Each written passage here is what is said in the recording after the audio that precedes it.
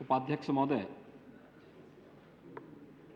माननीय रेल मंत्री ने के द्वारा सदन में प्रस्तुत 2012-13 के रेल बजट पर जो चर्चा चल रही है, इस पर आपने मुझे अवसर प्रदान किया है। मैं आपके प्रति हृदय से आभारी हूं। भारत के संसदीय इतिहास में पहली बार हो रहा है कि जो रेल मंत्री सदन में बजट प्रस्तुत किया हो वो आज सदन में मौजूद नहीं है। वो निवर्तमान हो चुके हैं, तो सदन निवर्तमान से भी और वर्तमान से भी इस चर्चा के दौरान वंचित है। महोदय, माननीय रेल मंत्री के द्वारा जब सदन में अपनी घोषणाएं की जा रही थी, बजट भाषण के दौरान भी, तो उस समय भी जब वह तत्कालीन रेल मंत्री अपनी उपलब्धियों को नहीं बता पा रहे थे, उन्हें एनेक्सर के हवाले कर रहे थे,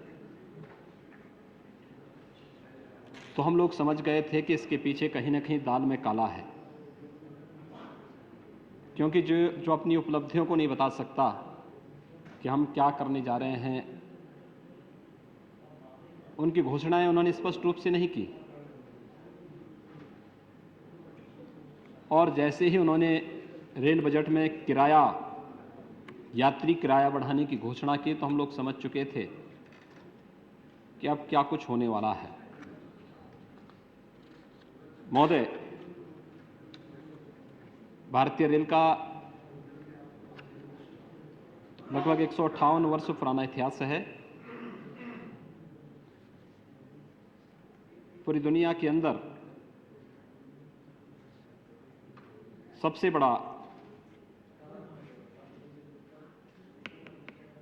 यात्री वाहक के साथ साथ दुनिया का चौथा माल वाहक के रूप में भी भारतीय रेल जाना जाता है।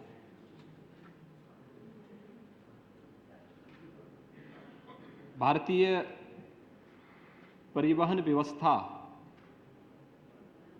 की महारानी के रूप में भारतीय रेल को जाना जाता है। और मैं मुकुल राय जी को इस बात के लिए उनकी अनुपस्थिति में बधाई दूंगा कि जहाज रानी से महारानी मंत्रालय का दायित्व जो उन्हें दिया गया है, कम से कम वह इस महारानी मंत्रालय का दायित्व निर्वहन करने के लिए उन घोषणाओं को, जो घोषणा यहाँ पर पूर्व रेल मंत्री माननीय श्री ममता बनर्जी जी ने और माननीय श्री दिनेश त्रिवेदी जी ने घोषित की थी, उन सब को ईमानदारी से लागू करेंगे। रेल बजट में इस बार का जो रेल बजट था वह कई मायनों में ऐतिहासिक रहा है। रेल यात्रियों की सुरक्षा, आधुनिकीकरण और उसके आधारभूत ढांचे के विकास के बारे में रेलवे को आर्थिक रूप से समुन्नत बनाने के लिए रेल बजट में जो घोषणाएं की गई हैं, हमें उसमें संदेह लगता है। क्योंकि स्वयं रेल मंत्री ने अपने बजट भाषण में इस बात को कहा भी कि पिछले रेल मंत्रियों के द्वारा जो घोषणाएं की गई थी वे अभी तक पूरी नहीं हुई हैं। तमाम योजनाएं लंबित पड़ी हुई हैं। राजनीतिक कारणों से जो घोषणाएं हुई उन पर पैसा दिया जाता है, लेकिन रेलवे के राजस्व को बढ़ाने के लिए जिन घोषणाओं को लागू किया जाना चाहिए था, जिन पर धन का आवंटन होना चाहिए था, वे योजनाएं लंबित पड़ी हुई हैं। रेलवे के आधुनिकीकरण के लिए भी श्री सेन पित्रोदा की अध्यक्षता में जो गठित एक्सपर्ट कमेटी थी, उसने स्वयं इस बात को माना है कि अगर रेलवे के आधुनिकीकरण के लिए वर्तमान में 5,60,000 करोड़ रुपए की आवश्यकता पड़ेगी, इतना पैसा आएगा कहां से? जो रेल की लंबित परियोजनाएं हैं और जो घोषणाएं की गई हैं, इन सब को लेकर के स्वयं रेल मंत्री इस बात को कहते हैं कि 14 लाख करोड़ रुपए की आवश्यकता उनको पड़ेगी।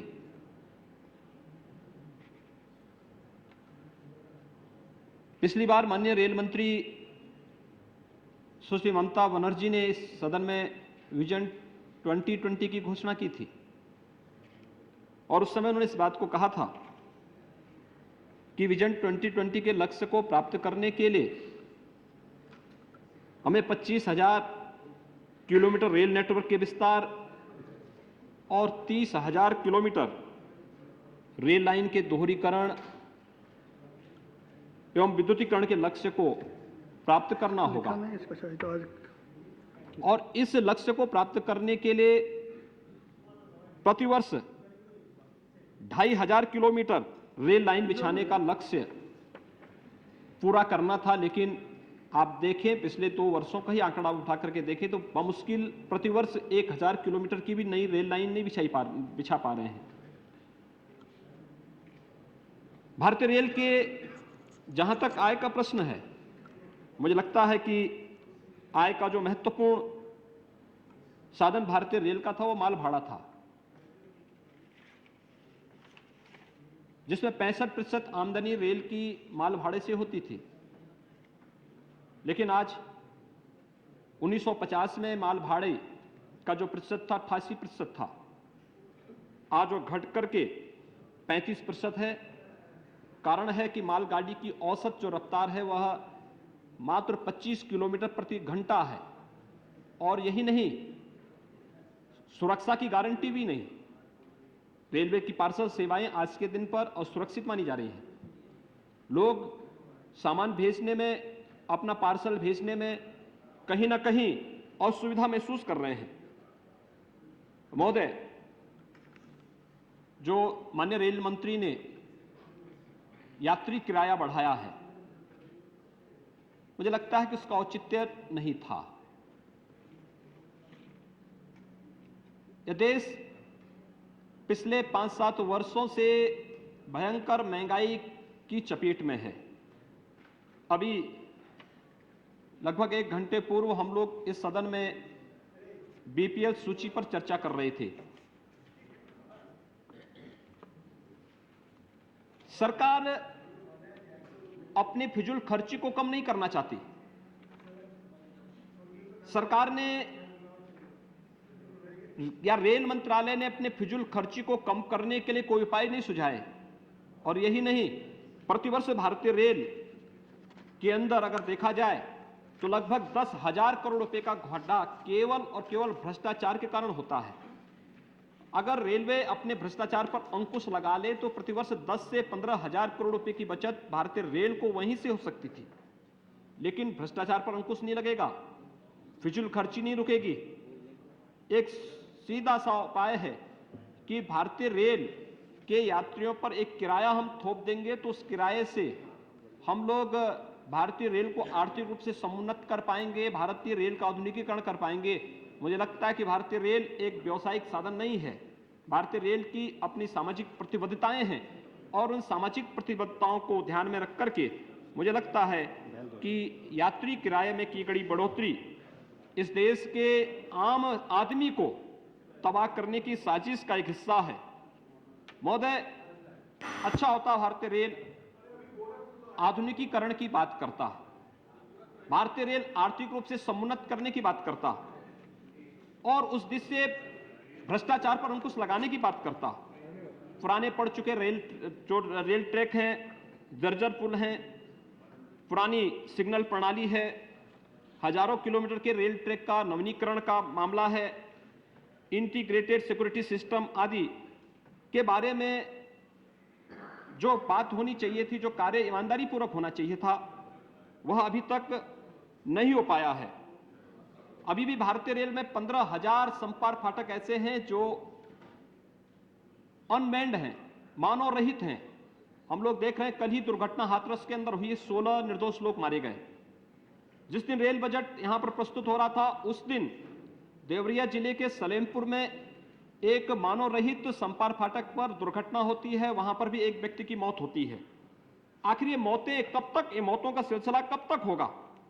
मैं माननीय रेल मंत्री से जानना चाहूंगा कि नई रेलों का दोहरीकरण, आमान परिवर्तन, रेल के आधुनिकीकरण पर होने वाले लाखों करोड़ रुपए के जो खर्च होंगे, उनके लिए मंत्रालय संसाधन कहां से